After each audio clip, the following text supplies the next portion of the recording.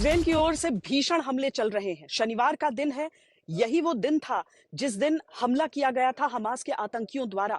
यहाँ पर त्योहार का दिन होता है, शबत का दिन होता है और सारे लोग उस दिन भी खुशियां मना रहे थे। लेकिन आज के दिन जब इजराइल की तरफ से ये पलटवार, ये प्रहार किया जा रहा है, जिसमें आपको जगह जगह पर गाजा बॉर्डर की दूसरी तरफ से उठते हुए धुएं को देख पाएंगे, तो आपको सीधे तौर पर समझ में आ जाएगा कि किस तरीके से इजराइल ने अपने आक्रमण में, अपने हमलों में तेजी लाई है। इजरायली जो फोर्सेस हैं वो भी दाखिल हो गए हैं गाजा पट्टी की तरफ और वहां से वो चाहते हैं कि हमास को पूरी तरीके से उखाड़ फेंके, उसके आतंक के तंत्र का सफाया कर दिया जाए। हमास की ओर से भी बहुत भारी आक्रमण की कोशिश की जा रही है। इजराइल की ओर आक्रमण किए जा रहे हैं, रिहायशी इलाकों को निशाना बनाया जा रहा है। लेकिन इजराइल का जो तीन तरफ का प्लान है, जो अलग अलग इलाकों से, अलग अलग हिस्सों से वो आक्रमण कर रहा है हमास को खत्म करने के लिए जड़ से, वो कितना कारगर साबित होता है ये दिनों नहीं घंटों में स्पष्ट हो जाएगा। क्योंकि इजराइल अब चाहता है कि जल्द से जल्द ये युद्ध उसका समाप्त हो। जितने भी हॉस्टेज हैं, जितने भी लोगों को अगवा किया गया है, उन्हें जल्द से जल्द रिहा करवा लिया जाए ताकि इस युद्ध को एक विराम दिया जा सके। जहां तक बिना बंधकों के या बिना हमास के ढांचे को खत्म किए हुए एक युद्ध विराम की बात है, इजराइल उसके लिए बिल्कुल भी तैयार नहीं है। जानकारों का मानना है कि आतंक को खत्म करने के लिए बहुत सख्त कदम उठाने जरूरी होते हैं। ऐसे में इजराइल के पास तीन विकल्प हैं। पहला विकल्प रिप्रेशन या दमन, एक ऐसा तरीका जो इजराइल पहले भी इस्तेमाल करता रहा है।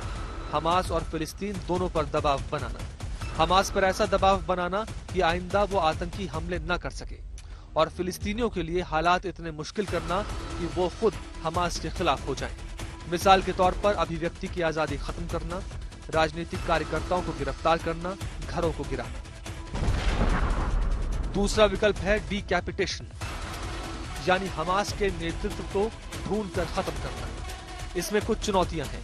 आतंक के सरगनाओं को सुरंगों के जाल में आम लोगों के बीच में तलाश करना मुश्किल है।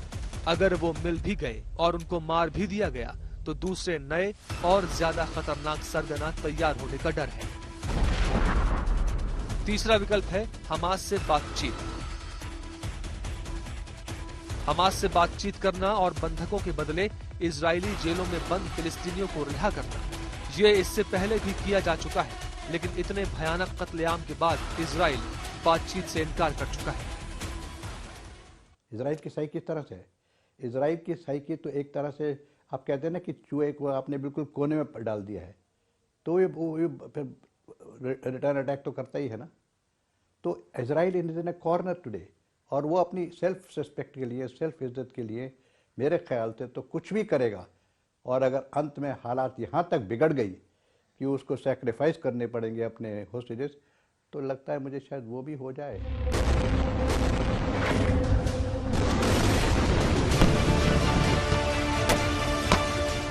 ये लड़ाई आर पार की है। ये लड़ाई अपने देशों के नागरिकों की मौत का बदला लेने की है। ये लड़ाई आतंक को जड़ से उखाड़ फेंकने की है, और इजराइल इसको आखिर तक ले जाने का ऐलान कर चुका है।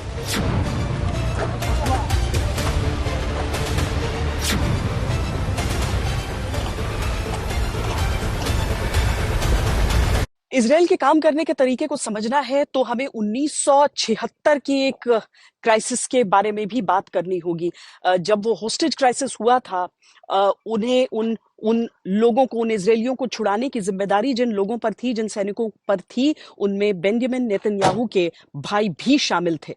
आपको उस पूरी घटना के बारे में बताते हैं, आपको बेहतर अंदाजा होगा कि इजराइल किस तरीके से आतंक से लोहा लेता है। हमास जानता है कि इजराइल होस्टेज के लिए कमजोर पड़ता है और शायद घुटने टेक देगा, और इजराइल ने अब यकीन करना है कि हम घुटने नहीं टेकेंगे।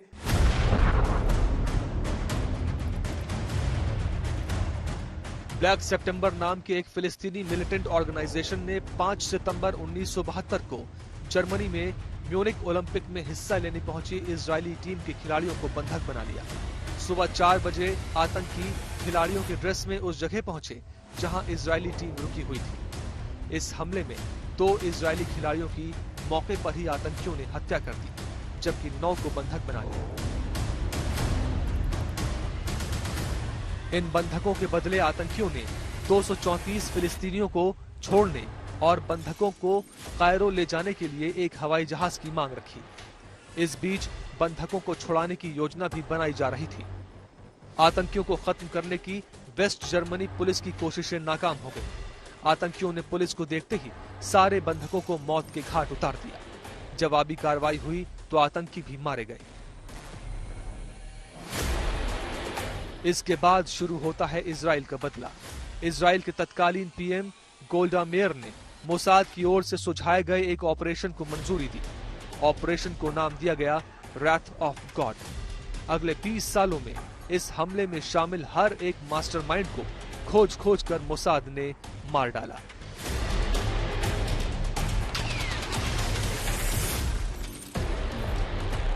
बेंजामिन नेतन्याहू इजराइल के प्रधानमंत्री हैं। उनकी जिंदगी में यह तीसरा मौका होगा जब वो किसी हॉस्टेज सिचुएशन को इतने करीब से देख रहे होंगे। इससे पहले हुआ था ऑपरेशन एंटेबे, जिसमें उनके भाई शामिल थे, और 2011 का गिलाड शालित मामला, जब वो खुद प्रधानमंत्री थे।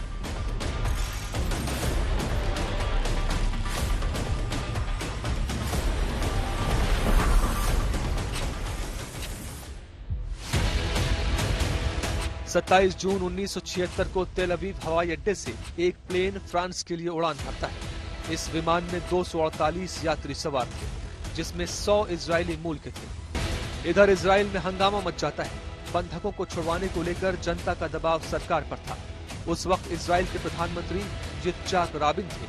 कई प्लान बनाए गए, लेकिन कारगर नहीं हुए। इसी बीच मोसाद को पता चला कि तानाशाह ईदी अमीन 3 और 4 जुलाई 1976 को देश में नहीं होगा।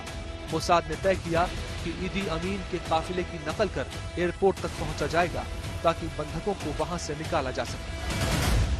स्पेसिफिक होस्टेजेस की बात करें तो इनका सबसे बड़ा ऑपरेशन जो था, that was rescue at Entebbe. Idi Amin के जमाने की बात है कि जब वो जहाज इन्होंने किडनैप हाईजैक कर वहां ले गए और इन्होंने सारे यहूदियों को एज अ बंधक बना के रखा।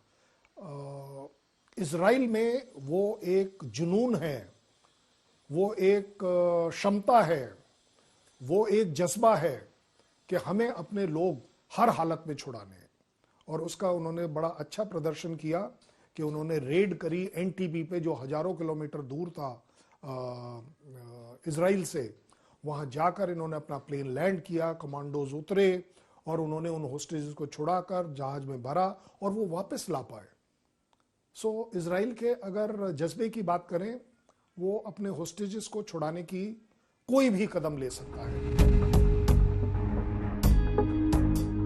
इजरायली सैनिकों ने एक कार का इंतजाम किया जो ईदी अमीन की गाड़ी से मिलती जुलती थी, ताकि युगांडा के सैनिक उन पर हमला न करें। ये प्लान सफल रहा और सभी बंधकों को छुड़ा लिया गया।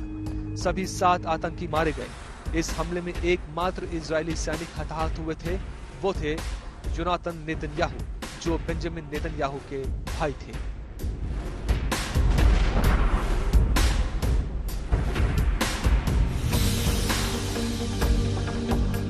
पच्चीस जून 2006 को 19 वर्षीय इजरायली सैनिक गिलाड शालित को हमास ने मिस्र और गाजा की सीमा से अगवा कर लिया था।